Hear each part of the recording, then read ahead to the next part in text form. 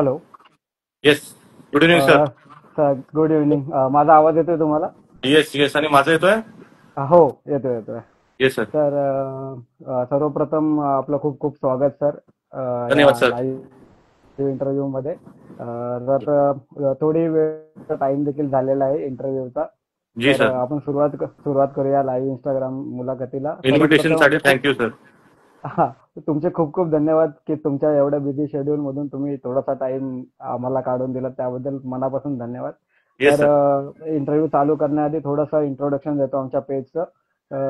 आमचं पेज समाज कबड्डीचा हे आम्ही कोरोनामध्ये स्टार्ट केलं होतं. तेव्हा आम्ही काही प्लेयर लोकांचे लाईव्ह इंटरव्ह्यू घेतले.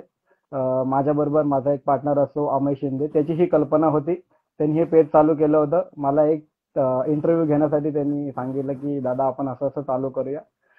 त्यानंतर बरेच इंटरव्ह्यू घेतले प्लेयर्स लोकांचे. मध्ये थोडासा गॅप पडला आणि आता पुन्हा एकदा तशीच काहीची वेगळी सुरुवात करतोय. प्लेयर लोकांचे ते इंटरव्ह्यू घेतले, पण प्लेयर लोक कोणामुळे असतात, त्यांच्या मागे कोण असतं? तर पहिल्यांदा आम्ही आरडीची इंटरव्ह्यू घेतली, त्यानंतर आता तुमची इंटरव्ह्यू घेण्याची संधी भेटले. तर आता हा उपक्रम जो आहे हा आगळा वेगळा उपक्रम आहे. खेळाडूंची मुलाखत तर सगळेच घेतात, पण खेळाडूंना जो सपोर्ट असतो किंवा खेळाडू ज्याच्यामुळे वर येतो त्यांची पण इंटरव्ह्यू घेतली पाहिजे. ते पण जे पडद्याआड असतात ते पण समोर आले पाहिजेत. तर नक्की. ही एक आमची संकल्पना आहे. तर ह्या उपक्रमाबद्दल तुम्ही काय सांगाल? हा जो उपक्रम आहे एकदम बेस्ट आहे. आणि ह्याच्यामुळे टीम वर्क कळतं की टीमच्या पाठी जे पण बॅकबोन असते, आपल्या कोचेस पासून आपला सपोर्ट स्टाफ, आपल्या एसएनसी कोचेस, मॅसिओर्स, फिजिओस, न्यूट्रिशनिस्ट, या सगळ्यांचा जो काय रोल असतो टीमच्या पाठी, हे सगळं आपल्याला कळतं.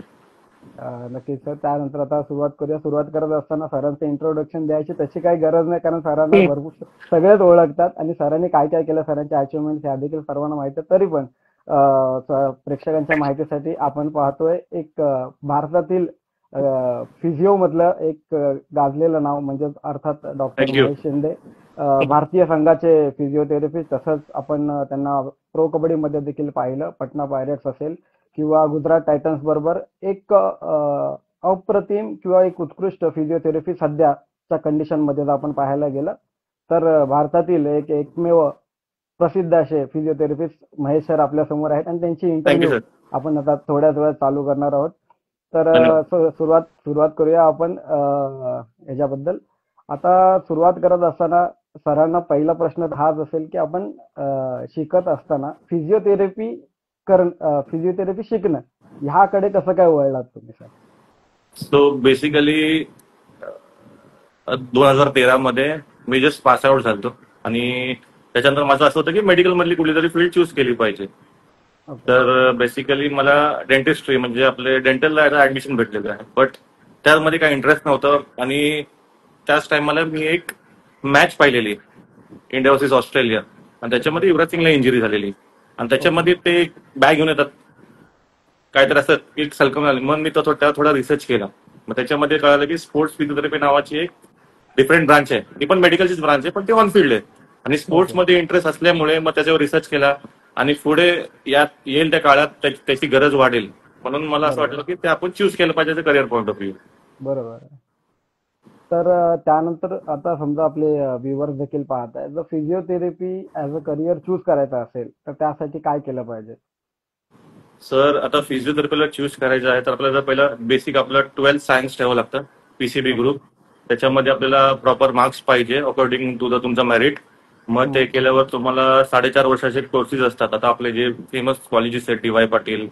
आपले एमजीएम हॉस्पिटल, हे सगळे जे कॉलेजेस आहेत तिथे आपल्याला 4.5 वर्षाचा कोर्स करावा लागतो, ज्याला ओके. बॅचलर्स ऑफ फिजिओथेरपी बोलतो. हा बेसिक झाला.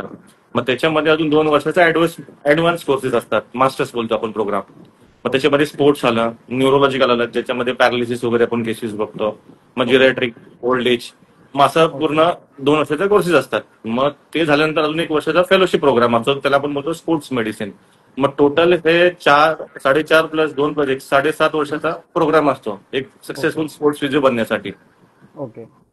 तर तुम्ही शिकत असताना किंवा तुमचं फिजिओथेरपीचं शिक्षण घेत असताना स्पोर्ट्स कडेच का असं, म्हणजे तुमचा जो हे होता तो स्पोर्ट्स कडेच का असं? कारण की लहानपणापासून स्पोर्ट्समध्ये इंटरेस्ट असल्यामुळे क्रिकेट आणि कबड्डीमध्ये, तर ती ओके. एक जे बघायचो जे इंजरीज असतात, आता कॉलेजची पोस्टिंग्समध्ये तर मी भरपूर इंजरीज बघायचो.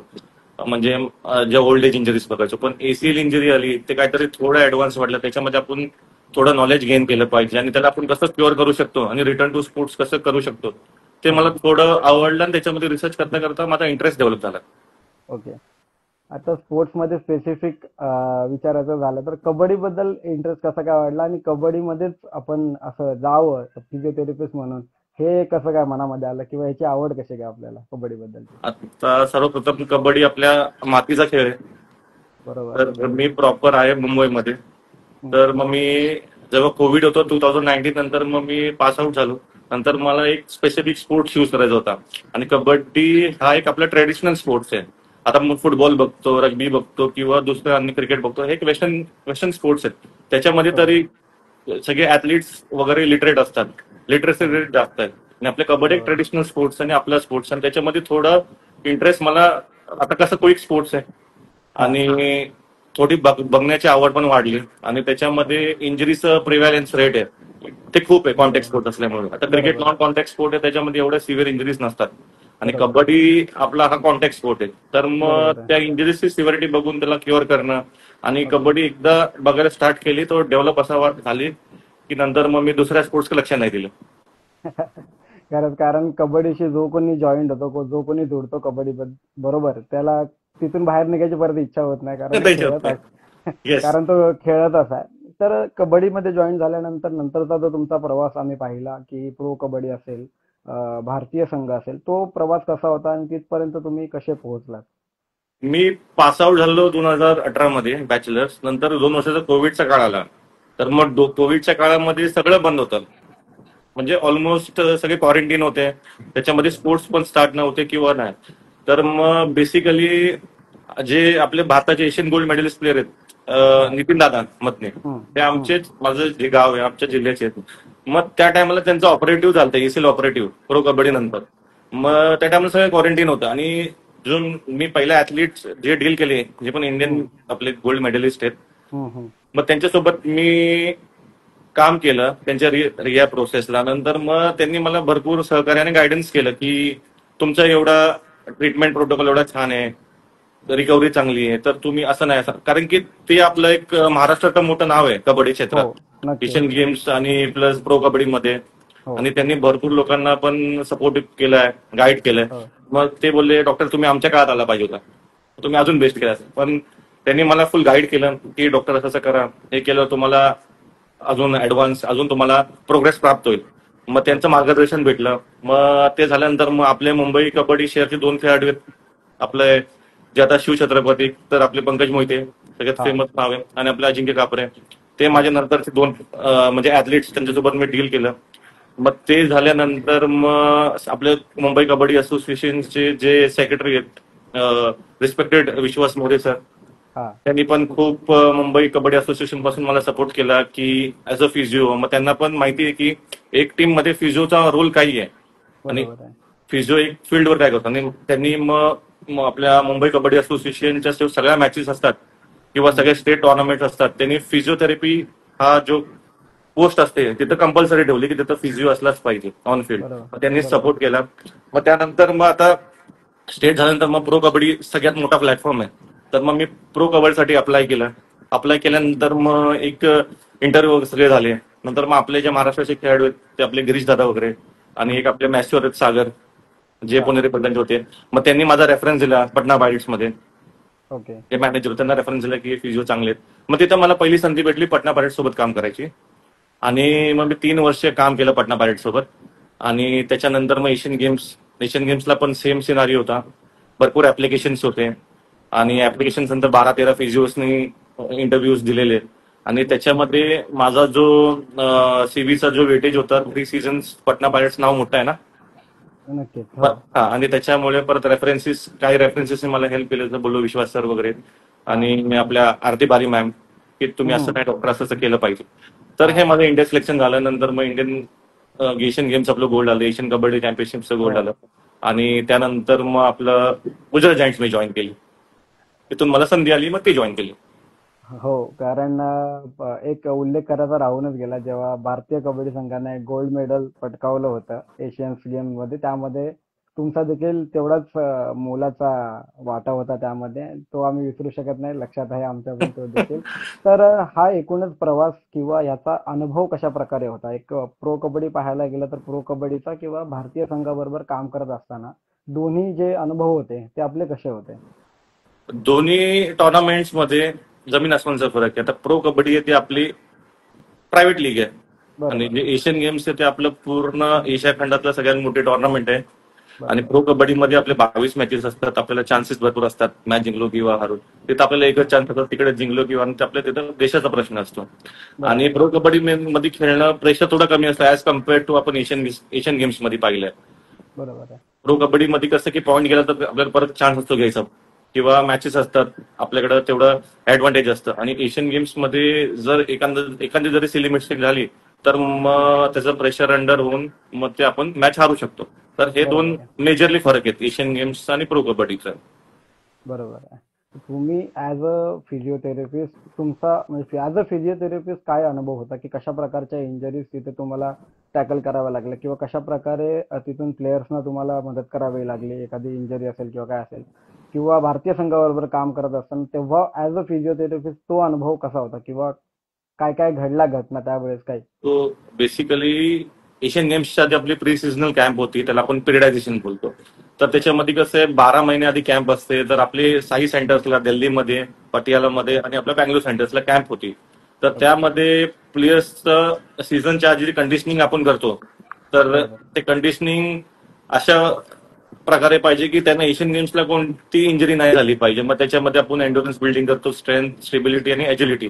तर ते बरोबर. झाल्यानंतर कारण की कॉम्पिटिशन फेजला आपण तेवढा लोड देऊ शकत नाही कुठल्या ऍथलीटवर.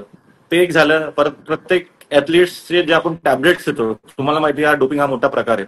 तर मग कोणत्या ऍथलीटला मी एकटाच टीम सोबत ऍज अ डॉक्टर फिजिओ होतो. तर त्यांना आपण कोणती टॅबलेट्स देतोय, कोणत्या मेडिकेशन्स देतोय आणि त्याचा आपल्याला रेकॉर्ड ठेवावं लागतं. कारण की प्रत्येक महिन्यानंतर प्रत्येक 12 प्लेयर्सचा डोप टेस्ट होते साई सेंटरला. आपले जे नॅशनल अँटी डोपिंग एजन्सी करते. तर मग ते रेकॉर्ड ठेवणं, परत मग कोणाला इंजरी झाली त्यांचं हॉस्पिटलमध्ये जाऊन स्क्रीनिंग करणं, एमआरआय स्क्रीनिंग करणं आणि स्क्रीनिंग करून मग तो ऍथलीट किती दिवसात रिकव्हर होईल, किती दिवसात तर ते रेकॉर्ड करून नंतर मग त्याला रिटर्न टू स्पोर्ट्स आणणं. तर हा सगळा फिजिओचा रोल आहे.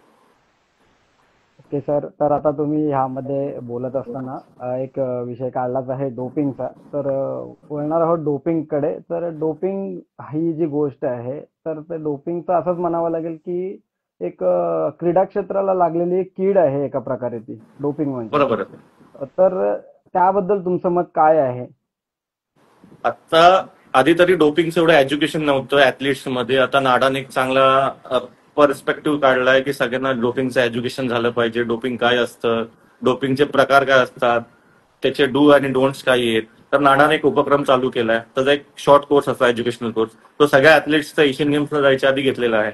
मग त्याचं त्याचं मग मार्गदर्शन झालं की असं नाही, असं केलं पाहिजे. आणि कोणतीही मेडिकेशन्स घ्यायच्या आधी तुमच्या फिजिओला विचारलं पाहिजे. कारण की फिजिओकडे सगळे बरोबर, जे ऍप्स वगैरे असतात त्या ऍप्स मध्ये बरोबर, ते मेडिकेशन चेक करतात. मग ते during competition, out of competition allowed आहे नाही अलाउड आहे ते तुम्ही तुमच्या फिजिओकडून मार्गदर्शन करू शकता.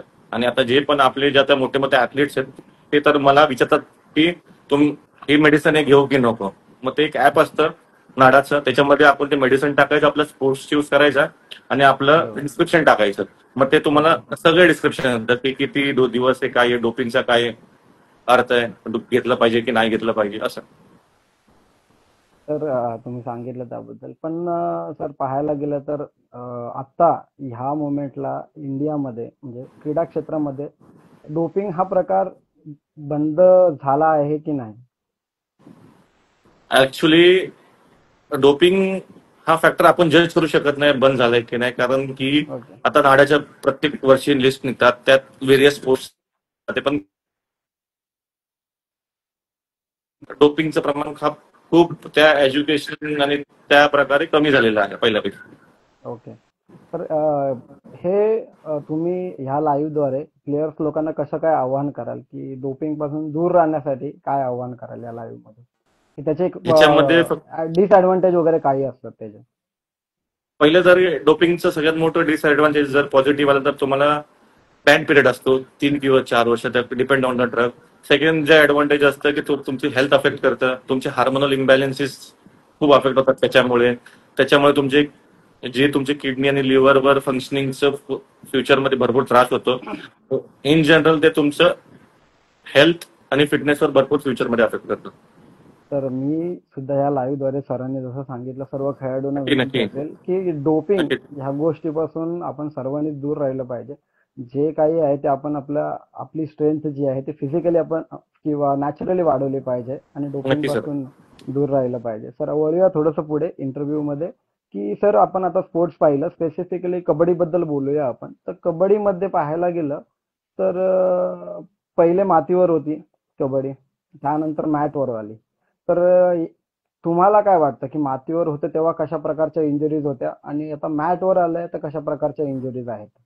सर बेसिकली हा जो तुम्ही प्रश्न विचारला तो सरफेसचा विचारला. मग एक असतं आपला ओके. मड सरफेस, एक असतं आपला हा. Mat surface. Okay. Yes yes तर येस. मग मड सरफेसवर इंजरीजचे जे सिव्हिअर ते वेगळे असतात आणि जे ओके. मॅटचे असतात ते इंजरीज वेगळ्या असतात. आपण मडवर हा. बघतो आपल्याला कट्स येतात, वुंड्स येतात, स्प्रेन्स येतात. आणि मॅटवर काय आहे की 360 अँगल रिडरला फिरावं लागतं, कसं पण बरोबर. कुठं पण जम्प करून. आणि त्याच्यामध्ये जर फ्लेक्सिबिलिटी कमतरता असेल किंवा तुमचं जर जॉईंट इंटिग्रिटी कमी असेल तर मग तुमची लिगामेंट टिअर होऊ शकतो किंवा तुमचा टीबी आणि फ्युब्युलाचं इंटर ट्रान्सलेशन झाल्यामुळे तुमच्या लिगामेंटला मार लागू शकतो, कंटिन्यू इंजुरीज होऊ शकतात. तर मग जास्त सिव्हिअर इंजुरीज तुमच्या मॅटवर होतात, कारण की मॅटवर हा स्पोर्ट्स जो फास्ट आहे आणि ओके. मातीवर तुमचं फक्त कट्स, वोन्स आणि स्प्लेन्स या इंजुरीज होतात. येस. जसं तुम्ही आता सर सांगितलं हे सगळ्यांचंच ऑब्झर्वेशन आहे की जसा जसा खेळ मातीवरून मॅटवर आला तसं इंजरीजचं प्रमाण वाढलेलं आहे.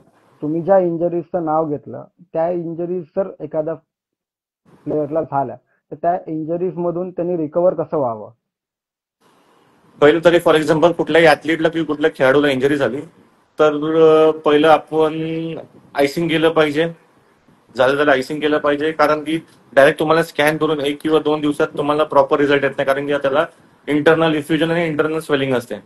बरोबर. मग MRI किंवा स्कॅन कधी 4 ते 5 दिवसात नंतर केला पाहिजे. आयसिंगने ओके. पहिले तर इन्फ्लमेशन कमी केलं पाहिजे आणि स्कॅन नंतर इंजुरीची सिव्हिरिटी बघितलं पाहिजे. फॉर एक्झाम्पल जर ACL इंजुरी असेल तर ते ग्रेड 1 टियर आहे, ग्रेड 2 टियर आहे, ग्रेड 3 टियर आहे. कधी कधी MRI मध्ये पण अशा छोट्या मोठ्या चुक्या होतात की ग्रेड 3 असतो, बट प्लेअरला काही त्रास नसतो. तर मग एक चांगला स्पोर्ट्स फिजिओ तुम्ही निवडला पाहिजे. तुमचा स्कॅन केल्यानंतर क्लिनिकल असिस्टमेंट समोरासमोर जाऊन स्पोर्ट्स फिजिओशी भेटून की काय मीन्स मला काय त्रास आहे आणि त्याचं एज्युकेशनल अवेअरनेस घेतलं पाहिजे की पुढे मला काय करता येईल. आणि जर ACL इंजुरी असेल तर त्यात पण भरपूर ऑप्शन्स आहेत, सर्जरीमध्ये पण भरपूर ऑप्शन आहेत. जर छोट्या प्रमाणात जर टियर असेल तर ते रिपेअर करतात, जर थोडं 25 ते 30% वर असेल तर ते रिकन्स्ट्रक्शन करतात. ओके. तर ह्या 2 ऍस्पेक्ट्स आहेत. आणि थर्ड ऍस्पेक्ट आहे, जर छोटा 10 ते 15% टियर असेल तर तो आपला फिजिओ आणि रिजनरेटिव्ह मेडिसिनने क्युअर होतात.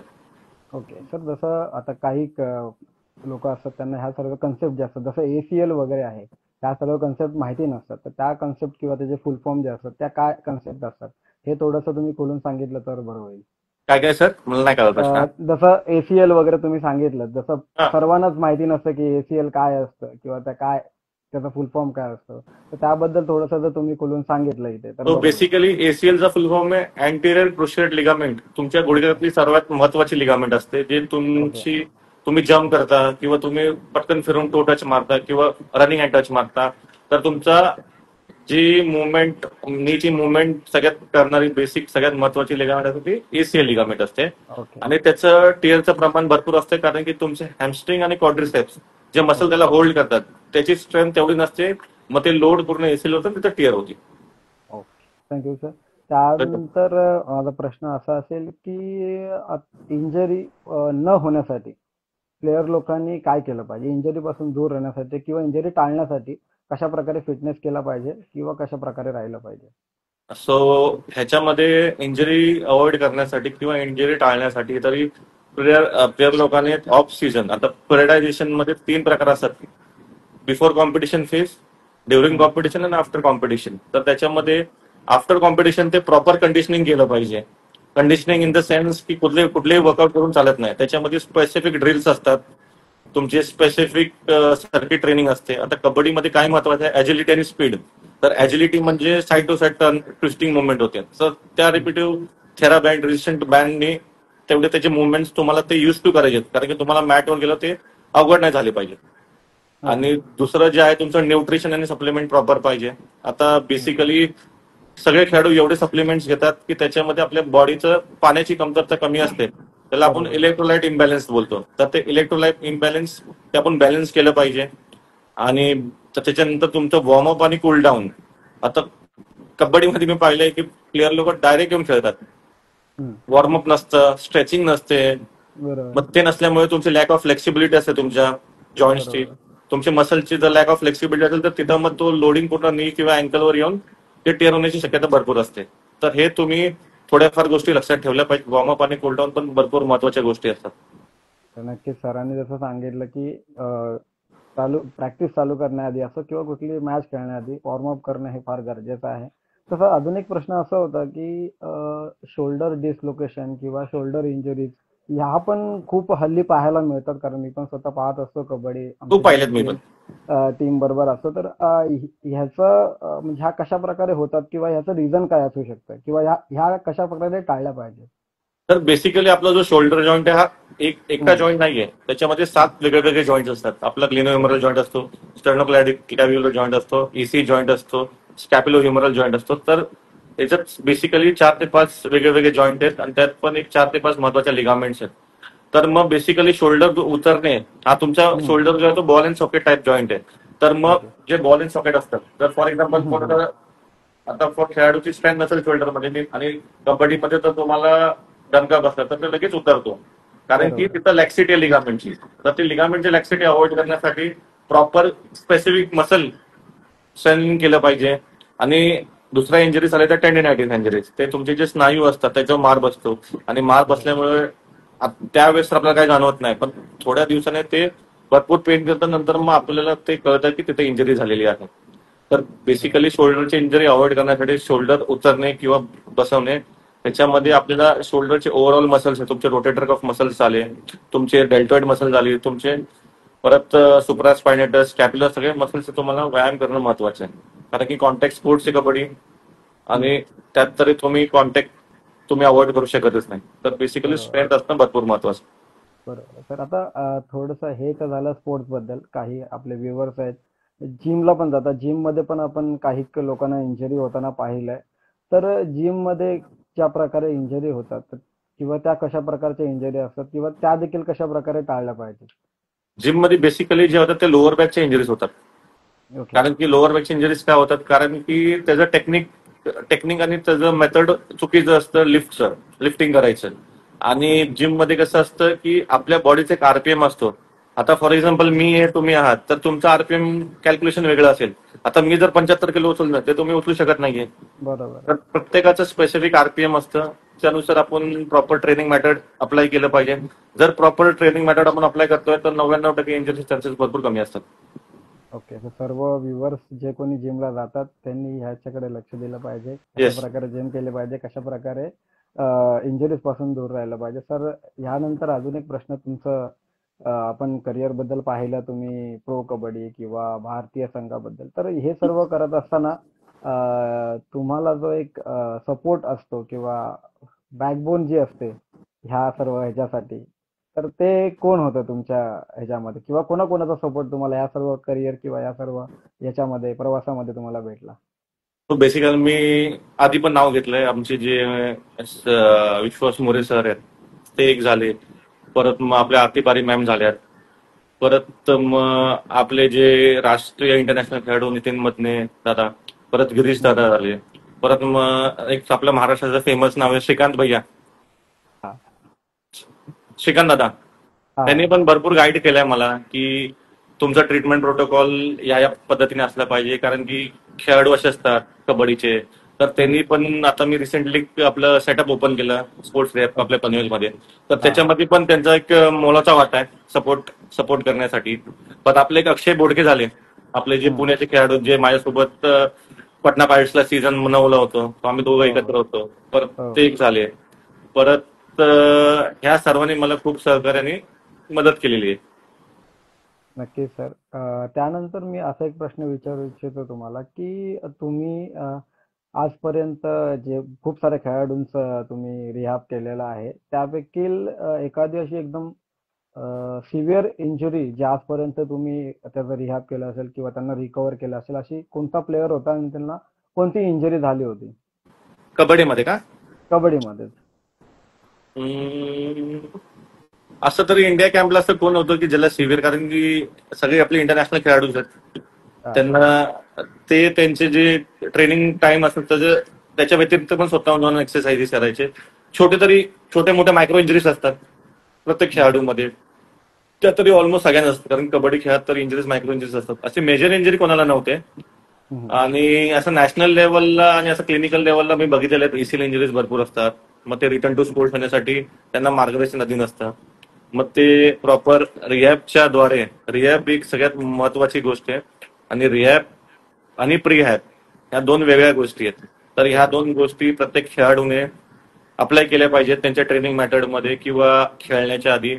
त्याच्यामुळे इंजरीचं प्रमाण खूप खूप कमी होतं. ओके. सर, आता थोडंसं दुसऱ्या स्पोर्ट्सकडे पण आम्ही पाहिलं, तुम्ही बाकीच्या स्पोर्ट्समध्ये देखील ॲज अ फिजिओ राहतात. तर ते बाकीचे जे काही स्पोर्ट्स आहेत त्याबद्दल तुम्ही काय सांगाल? बाकीचे स्पोर्ट्स आहेत एवढे सिव्हिअर नाहीत आपल्या कबड्डीसारखे.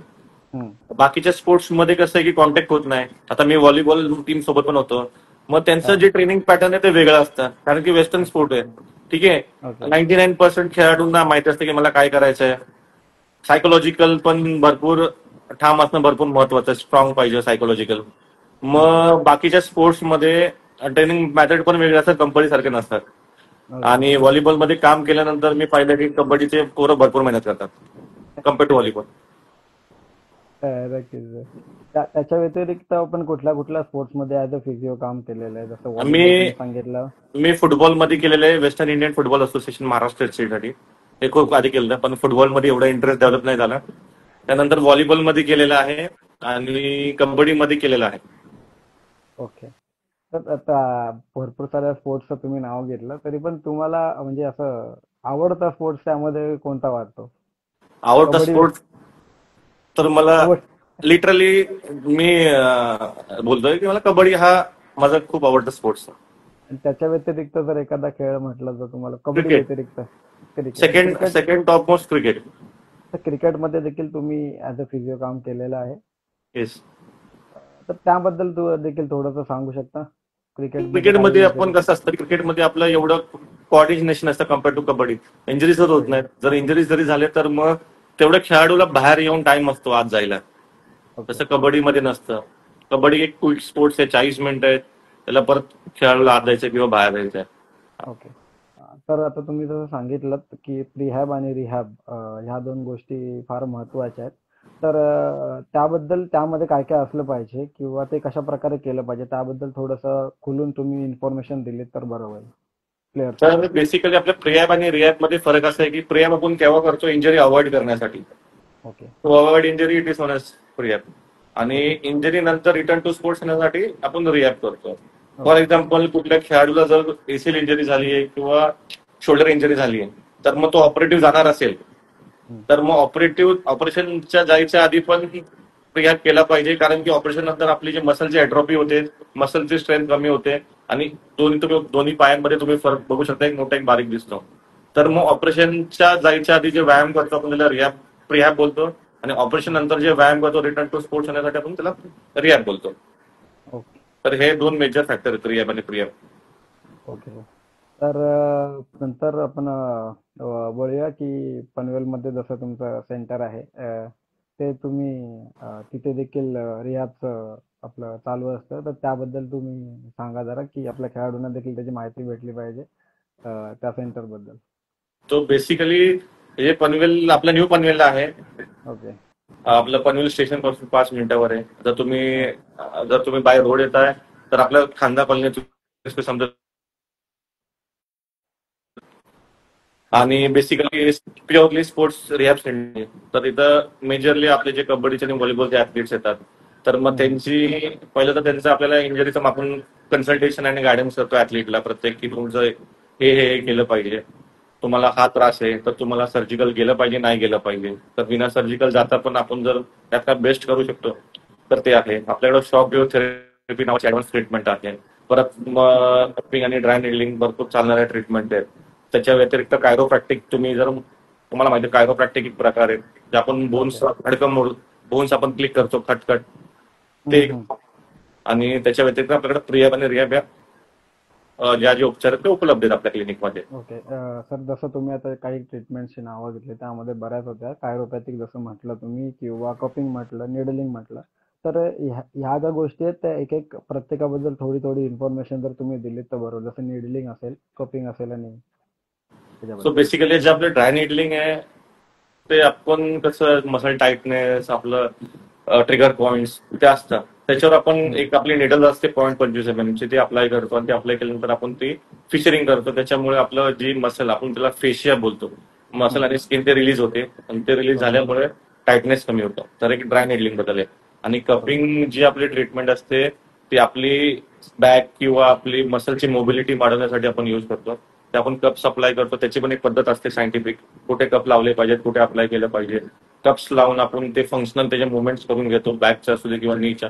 ते कपिंग झाल्यानंतर मग प्रॉपर त्याची मोबिलिटी गेन करण्यासाठी भरपूर महत्वाचं आहे कपिंग.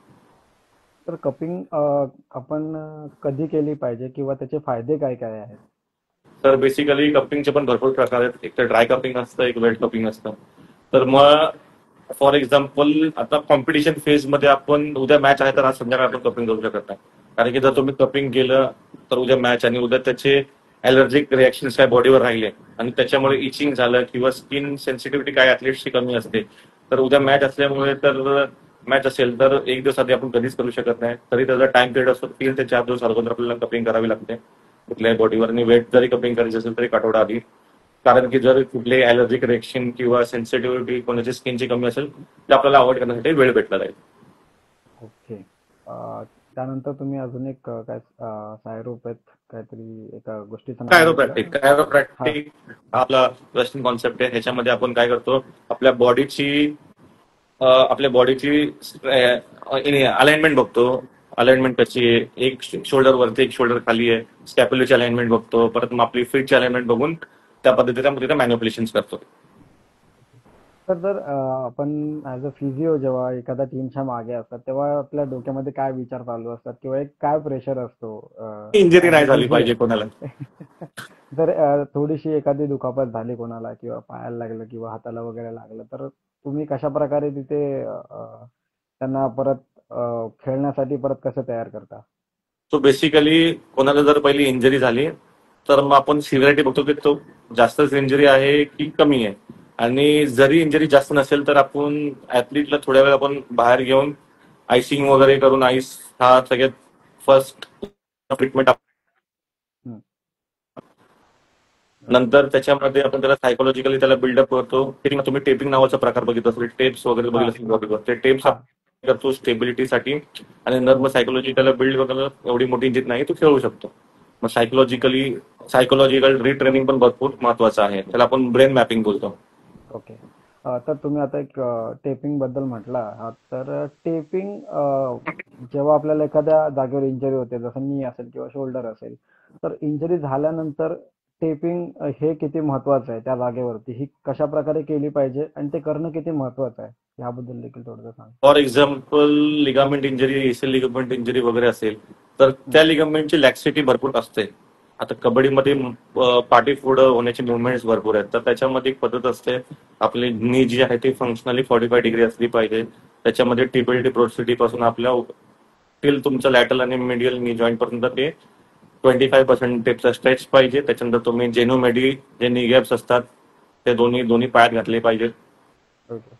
जेणेकरून की तुमची स्टेबिलिटी राहील. जरी तुमची ट्विस्टिंग मुवमेंट झाली तरी ते नी गॅप ट्विस्टिंग मुवमेंट होऊ देत नाही.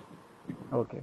येस. सर, टेपिंग तर खेळाडू करतातच, पण ती टेपिंग जशी नीला करतो आपण, शोल्डरला करतो, तर कधी कधी वे जो आहे टेपिंग करण्याचा तो कधी कधी चुकतो खेळाडूंकडून. तर ते टाळण्यासाठी खेळाडूने कशा प्रकारे टेपिंग केली पाहिजे, जी जशी ते नीची चालण्यासाठी असेल तर? मी मध्ये 2-3 स्टोरीजला माझे पोस्ट केलं की एसीएल साठी आपण कशी टेपिंग केली, शोल्डर स्टेबलर कशी. ते झाल्यानंतर मग खेळाडूंना कल्पना येते की आता जर लांबचा खेळाडू असेल तर ते व्हिडिओ बघून तो थोडा एज्युकेट होऊ शकतो की अशी टेपिंग मला केली पाहिजे. ओके. बरोबर. जर जर सर, अजून एक प्रश्न असा होता की जर टेपिंग प्रॉपर झाली नाही तर त्याचा काही डिसएडव्हान्टेज होऊ शकतो का? त्याचं नाहीये, टेपिंग जर प्रॉपर नाही झाली तर ते बायोमेकॅनिकल त्याची जी मुवमेंट असते त्या जॉईंटची, ते दुसऱ्या दुसऱ्या डायरेक्शन मध्ये पण ट्विस्ट होण्याचे चान्सेस असतात. टेपिंग हा महत्वाचा फॅक्टर आहे. सर आपण पाहिलं की प्लेयर फिटनेस तर करतच असतात. एक एक्झाम्पल जर घेतलं आपण असलमचं एक्झाम्पल जर घेतलं, असलम हा खूप काय बोलू शकतो आपण, एकदम ऍक्टिव्ह प्लेअर आहे किंवा त्याचा फिटनेस लेवल एक अलग आहे. तरी पण एक दीड वर्षापूर्वी त्याला इंजुरीला सामोरं जावं लागलं. तर एवढा फिटनेस असून देखील त्याला एक इंजुरी झाली, तर त्याबद्दल तुम्ही काय सांगू शकता? So basically one of the fittest player आहे असलम. जी हा. इंजुरी झाली आय थिंक सो ती तेलुगू टायटन्सच्या मॅच होती, तेलुगू टायटन्स नंतर असलम रेड होता. तर हा. त्याच्यामुळे ती सडन ट्विस्टिंग मुवमेंट झाल्यामुळे ते लोडिंग पूर्ण त्याचं मिनिस्किस आणि गुडघ्यावर आलं.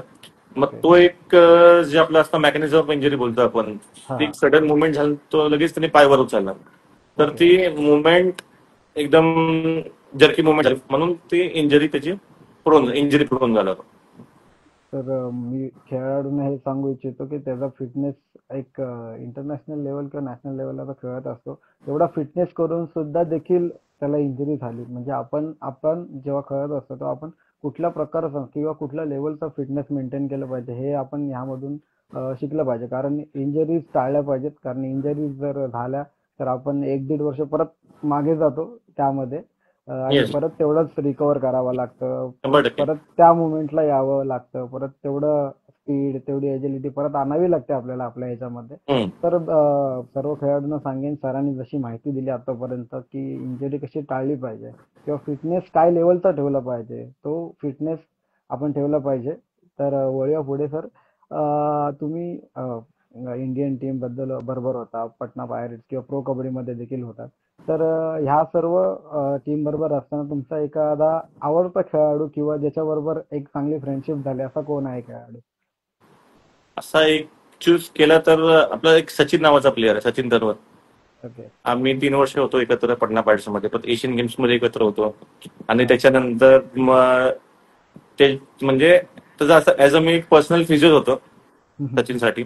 आणि ती बॉन्डिंग आणि खूप जास्त वाढली. आणि कबड्डी बघायच्या जायच्या आधी मी त्याला सीझन 5 आणि 6 मध्ये बघितलेलं आहे, त्याची स्पीड आणि त्याची खेळाची टॅक्ट. आता तो पण नातलम सोबतच आहे पुणे रिपल्टन मध्ये, आपल्याला अच्छा. बघायला ओके. भेटेल.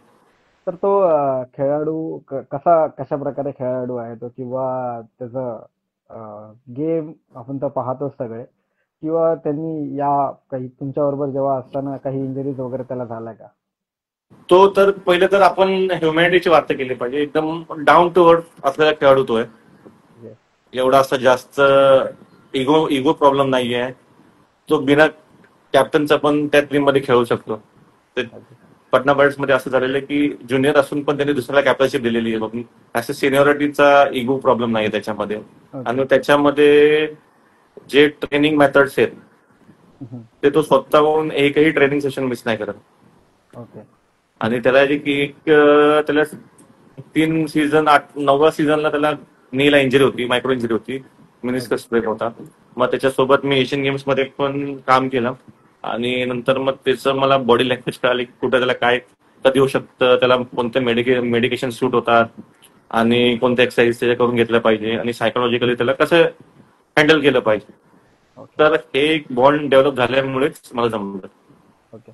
तर जेव्हा तुम्ही भारतीय संघाबरोबर होता, जेव्हा आपण आशिया गेम्स, एशियन गेम्स होते त्यामध्ये आपण जेव्हा गोल्ड मेडल पटकावलं, तर ती जी एक टुर्नामेंट होती, ती जे आपण गोल्ड जिंकलो होतं, तर पूर्ण टुर्नामेंटचा अनुभव तुमचा कशा प्रकारे होता आणि ते गोल्ड जिंकण्याचा अनुभव कशा प्रकारे होता तुमचा? सो बेसिकली ते एक प्रत्येक भारतीयसाठी आपलं प्राऊड मुवमेंट आहे. आणि प्रत्येकाला असं वाटतं की संधी मला भेटली पाहिजे, ती गोल्डन ऑपॉर्च्युनिटी होती. आणि इंडियन टीमचं जर्सी घालून इंडियाला रिप्रेझेंट करणं हे माझं सौभाग्य आहे. ओके. आणि त्या टायमाला ती जी फायनल मॅच होती ती मी आजही विसरू शकत नाही. त्याच्यामध्ये एवढं प्रेशर होतं, एवढं. आणि आपली मॅच कट टू कोट चाललेली इराणसोबत. हा. आणि शार्दूलने पहिल्या 2-3 ट्रेडला पॉईंट घेतले. आणि त्या टायमाला जी पहिली कॅच मारली शादोश्रुती असलमनीच मारली, सेकंड मॅन अँकल होल्ड. मग तिथं थोडा कॉन्फिडन्स आला की आपण जिंकू शकतो.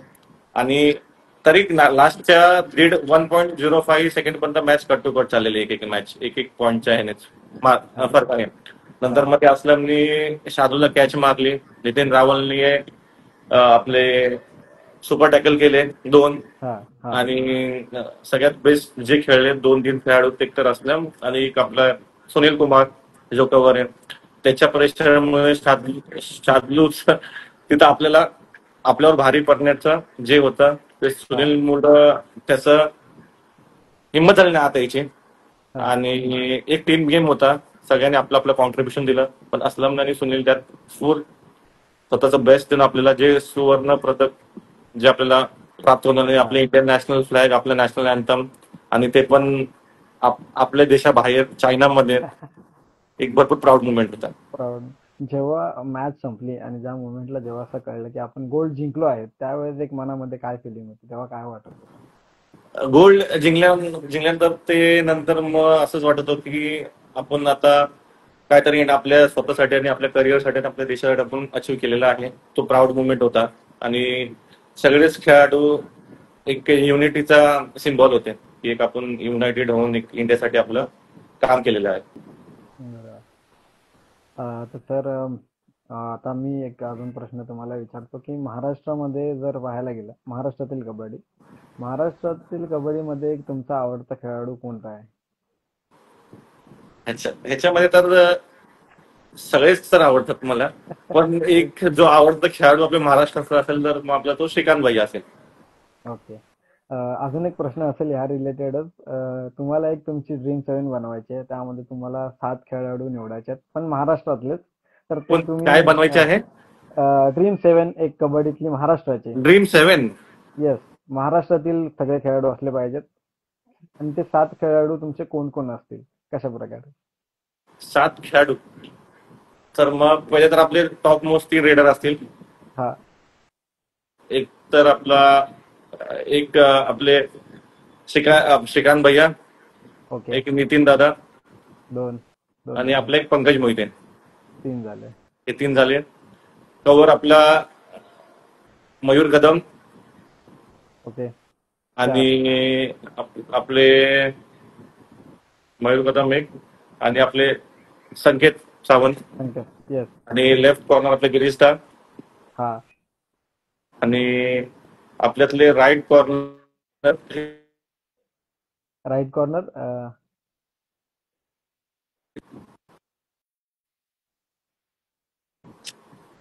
राईट कॉर्नरचं नाव ऐकून नाही आलं. आपले राईट शुभम शिंदे. शुभम शिंदे. तर अशा प्रकारे तुमची ड्रीम 7 होती. अजून जर प्लेअर त्यामध्ये 1-2 ऍड करायचे झाले एक्स्ट्राज मध्ये, तर ते 1-2 प्लेअर तुम्ही कोण ऍड कराल? अजून 1-2 प्लेअर रेडर्स मध्ये असलं आकाश. हा. असलम आणि आकाश. आकाश तर आता असलम आणि आकाश बद्दल जर बोलायचं झालं तर आजच्या मोमेंटला पाहायला गेलं तर महाराष्ट्रामध्ये किंवा पूर्ण भारतामध्ये एक गाजलेलं नाव आहे. तर ह्या 2 खेळाडूंबद्दल तुमचं काय म्हणणं आहे, त्यांचा हे फिटनेस 2 किंवा त्यांच्या खेळाबद्दल? हे 2 तर आपल्या महाराष्ट्रातले टॉप मोस्ट, जेने शिवछत्रपती अवॉर्ड घेत टॉप मोस्ट प्लेअर आहेत. दोघंही फिटनेसच्या बाबतीत बेस्ट आहेत. त्यांचे खेळाचे टॅग दोघांचे वेगळे, आणि फिटनेस पॉईंट ऑफ व्ह्यूने आणि ट्रेनिंग पॉईंट ऑफ व्ह्यूने बेस्टच करतात. आणि कधीही काहीही ट्रेनिंगसाठी काही कॉम्प्रोमाइज करत नाही. ठीक आहे, म्हणून ते आज एवढे सक्सेसफुल आहेत. आपल्या महाराष्ट्राचं नाव एवढं इंटरनॅशनल लेवलला आहे. दोघं एकत्र आम्ही एशियन गेम्सला पण होतो, तिथं पण त्यांचा जो आपला गेम माइंड असतो तो टॉप लेवलचा असतो. त्याच्यामुळे ते आपण त्यांना एवढ्या टॉपला बघू शकतो आज. नक्कीच सर, कारण महाराष्ट्राचं नाव ते 2 जण असतील किंवा बाकीचे पण खेळाडू असतील, आज नक्कीच उंचावत आहेत. त्यामध्ये बरेचसे खेळाडू तुम्ही त्यांची नावं घेतलीत.